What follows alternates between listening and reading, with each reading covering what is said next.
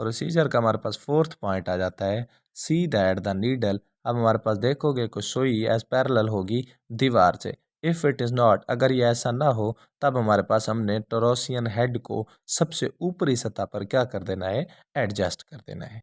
नीचे आ जाओ, adjust the motion of needle. अब सुई की मोशन को हम एडजस्ट करेंगे just near it's main position, बिल्कुल इसकी मेन पोजीशन के साथ ही।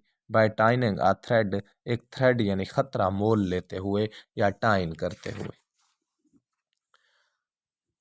With one of its ends, इसके एक सिरे से, and other end of thread, और इसके दूसरे थ्रेड से, with a fixed point, fixed point से हम इसे फिक्स कर देंगे। प्लेस करेंगे a needle in front of the mirror, mirror के से बिल्कुल सामने हम एक नीडल सोई को प्लेस कर देंगे।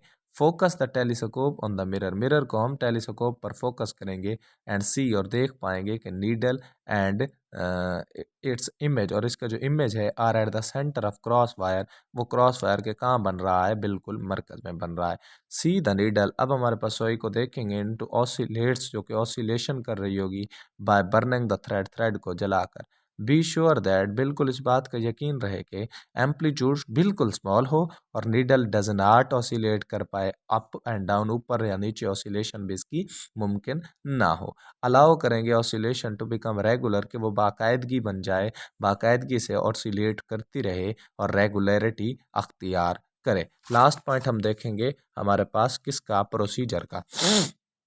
हमारे पास आ जाता है डेट डायमीटर को मैयर करो। बेसिकली डायमीटर हमारे पास एक सर्कल, सर्कल को हम लेंगे, कोई सा भी हमारे पास सर्कल का पॉइंट, जब उसको किसी दूसरे बिल्कुल सामने वाले पॉइंट से मापेंगे, ये हमारे पास मिसाल के तौर पर एक सर्कल है, ये वाला पॉइंट लूँ, इसे यहाँ तक ले जाऊँ तो ये बन जाता है डायामीटर। और डायामीटर को हमारे पास दो टुकड़ों में बांट दो तो हर टुकड़ा बराबर होता है रेडियस के। अब हमारे पास वो कहता है डायामीटर को मैयर कर लेंगे वायर के विद द स्क्रू गेज के ज़रिए मुख्तलिफ 5 पॉइंट्स पर एट डिफरेंट 5 पॉइंट्स। कैलकुलेशन करते हैं जी।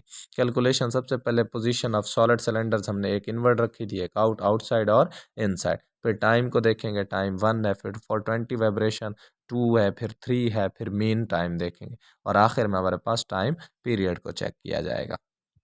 सबसे पहले हम आउटसाइड के हिसाब से टाइम 1 को देखते हैं, तो वो निकल रहा है 2 1 2, 2 पर भी 2 1 2, 3 पर भी 2 1 2, और मीन भी इसी तरीके से 2 1 2, which is equal to time period 1। Inside देखें तो हमारे पास 1 आ रहा है, तो ये 1 3 6 1 3 6 1 3 6, मीन भी हमारे पास 1 3 6, which is equal to time period 2। अच्छा जी, मैथ देखते हैं, हॉलो सिलेंडर का मैथ क्या। मैथ ऑफ हॉलो सिलेंडर जो है वो M1 के बराबर है। नंबर 1 40, नंबर 2 40, नंबर 3 भी 40। मीन हमारे पास आ जाएगा नंबर 1 140, सॉरी, नंबर 2 भी 140 और नंबर 3 भी 140, जो कि मेन पोजीशन में आ जाए तो mean M1 is equal to 140 GM आ जाएगा, ग्राम हमारे पास, मिलीग्राम भी हम इसको कह सकते हैं।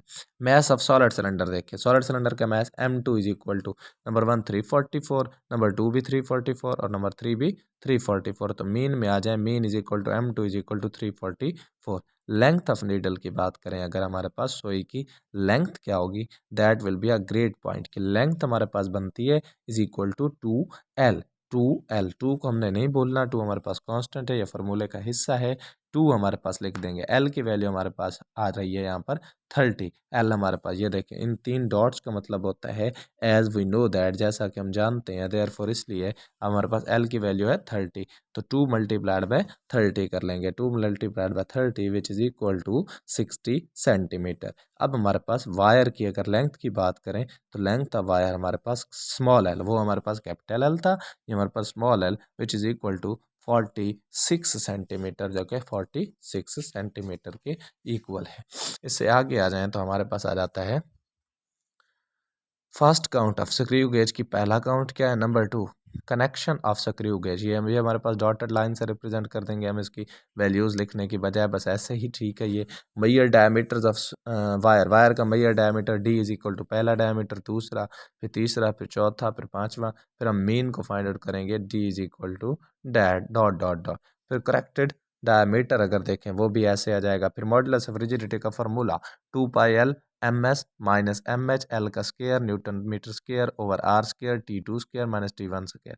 एक्चुअल वैल्यू को देखें तो dot dot dot percentage difference आ जाएगा और ये इसका यूनिट होता है डाइंस।